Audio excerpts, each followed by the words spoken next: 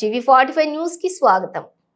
ఆలూరులో party కార్యాలయంలో విలేకరుల సమావేశంలో టీడీపీ ఇన్ఛార్జ్ వీరభద్రగౌడ్ మాట్లాడుతూ ప్రజలు ఓట్లు వేసి ఎన్నుకున్న ఎమ్మెల్యే అసెంబ్లీకు వెళ్లి సమస్యలపై వాణి వినిపించాలని కోరటంతో తప్పేమిటి అని ఆలూరు టీడీపీ ఇన్ఛార్జ్ వీరభద్రగౌడ్ ప్రశ్నించారు.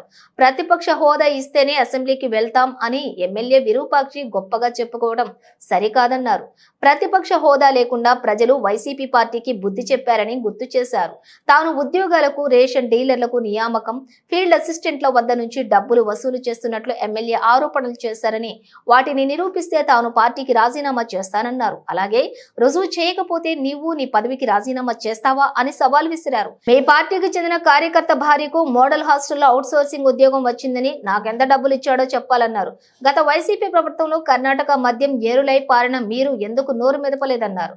నీకు నాకు వ్యక్తిగతంగా ఎలాంటి గొడవలు లేవన్నారు. ప్యాకాట ఆడిస్తున్నట్లుగా నీవు చేసిన ఆరోపణల్లో వాస్తవం లేదన్నారు. గత వైసీపీ ప్రభుత్వంలో నీ సొంత మండలంలోని పేకాట శిబిరాలు జరుగుతుంటే నీవేం చేశావని ప్రశ్నించారు. ఆయన డబ్బులు ఇచ్చాడా? నాకేమన్నా కలెక్టర్ గారు మెరిట్ మీద ఇచ్చే పదవులు కేవీవిజీ స్కూల్లో మీరు ఎలా మమ్మల్ని దూషిస్తారు? ఏదైనా కానీ మాట్లాడేటప్పుడు ఒకసారి ఆలోచించి మాట్లాడాలి. మీరు ఇవన్నీ మర్చిపోయి పేకాట వీరభద్ర కూడా ఆడిస్తున్నాడు. పేకాట ఆడిచ్చే సంస్కృతి తెలుగుదేశంలో లేదు. మటుకా గుట్కా పేకాటకి మా సారు విరుద్ధం. అటువంటి ఉంటే మమ్మల్ని కూడా సస్పెండ్ చేయడానికి సార్ ముందు ఉంటారు. ఒకటి గుర్తుంచుకోండి. అటువంటి తరంగంలో మేము ఎలా పేకాట ఆడిస్తాం?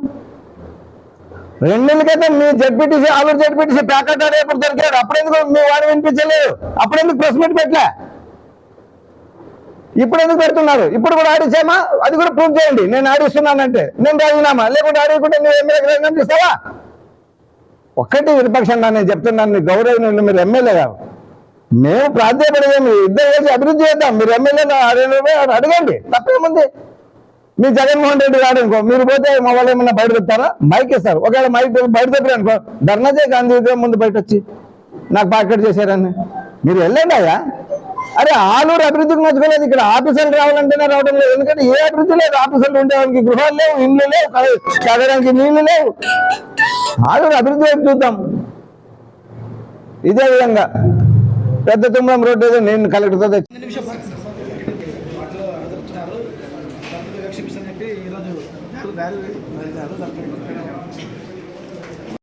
ఈరోజు ప్రెస్ మీట్ పెట్టడం కారణం ఏమంటే, మొన్ననే మేము విరూపాక్షి గారిని అసెంబ్లీకి పోవాలి అని చెప్పిన మాటకు మళ్ళీ ఆయన నిన్న ప్రెస్ మీట్ పెట్టి ఎన్నో మాటలు మాట్లాడడం జరిగింది. స్వామి ఏ శరణమప్ప, అయ్యప్ప స్వామి డ్రెస్ వేసావు, నిజాలు మాట్లాడు. ఎందుకంటే ఒకటి చెప్తున్నా, మీరు ఎమ్మెల్యేగా గెలిచారు. మీరు ఎమ్మెల్యేగా గెలిచారు. ఆలూరు ప్రజలకు ఎమ్మెల్యేగా గెలిచిన వాళ్ళు న్యాయం చేయాలని మేము అడగడం జరిగింది. గత 30 ఏళ్ళుగా ఇక్కడ ఆలూరు నియోజకవర్గం వెనకబడిపోతా ఉంది. ఏ అభివృద్ధి లేదు.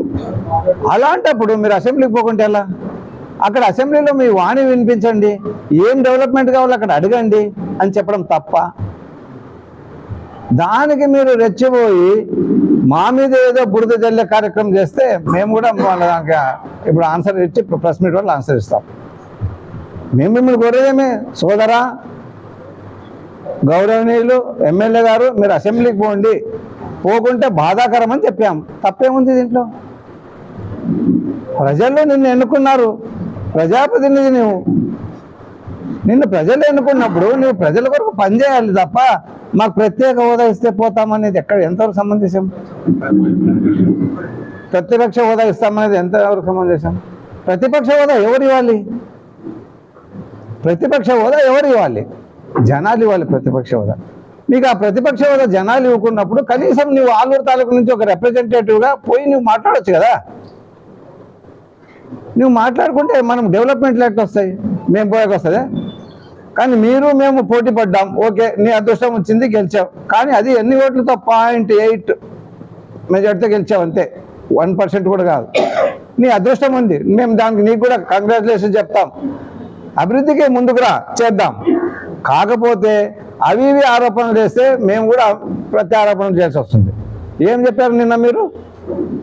డీలర్కి 2 లక్షలు, ఫీల్డ్ అసిస్టెంట్కి 2 లక్షలు, బెల్ట్ షాప్కి 2 లక్షలు, 1 లక్ష అని చెప్పారు. ఎవరి దగ్గర డీలర్ దగ్గర డబ్బు తీసుకున్నామని ప్రూవ్ చేస్తే నేను రాజీనామా చేస్తా. ప్రూవ్ చేయకుంటే నువ్వు ఎమ్మెల్యేకి రాజీనామా చేస్తావా? అదేవిధంగా ఈరోజు ఫీల్డ్ అసిస్టెంట్ 2 లక్షలు అంటున్నావు. ఎవరన్నా ఫీల్డ్ అసిస్టెంట్ ఇచ్చారని నువ్వు ప్రూవ్ చేయి, నేను రాజీనామా చేస్తా. ప్రూవ్ చేయకుంటే నువ్వు ఎమ్మెల్యేకి రాజీనామా చేయి. అదేవిధంగా బెల్ట్ షాపులు 1 లక్ష రూపాయలు అంటున్నారు. ఎక్కడున్నాయండి బెల్ట్ షాపులు? అసలు అదేవిధంగా చీప్ లిక్కర్లో ఇంకా సబ్సిడీ ఇది సఫిషియెంట్గా సప్లై కావటం లేదు. బెల్ట్ షాపుల్లో లేవు. మీరు బెల్ట్ షాప్ గురించి మాట్లాడతారు.